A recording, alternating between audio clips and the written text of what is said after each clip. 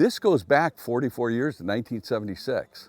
The legislature set aside all the oil and gas revenues from minerals on public lands and set it aside in a fund so we could buy more public lands and more access to public lands and more natural features like the dunes along Lake Michigan and public access to all of our Great Lakes and all those things. We're the only state out of 50 states that ever did anything like this.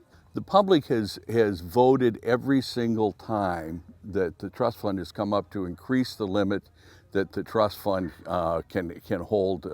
And this would increase that again, okay? But it would also give that Natural Resources Trust Fund, it's made up of some very good members, a lot of hunters and fishermen, and give them the flexibility to put in those access sites and give hunters and fishermen access to all this public land. Access to public land, I think that's as important as having the public land.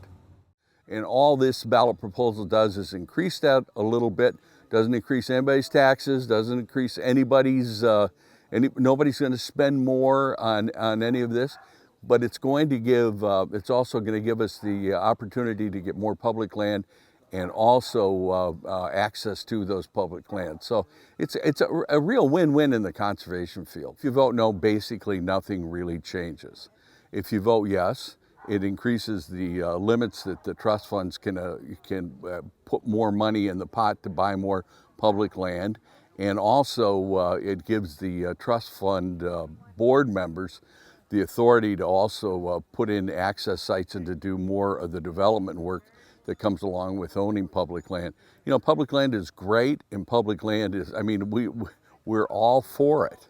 But public land is only as good as what you can do to get people access to it. And this would allow them more flexibility to get access to it. Again, if you vote no, nothing really changes, but if you vote yes, there's a great possibility to put more public land out there and to be able to develop more public land. So it's a really neat proposal.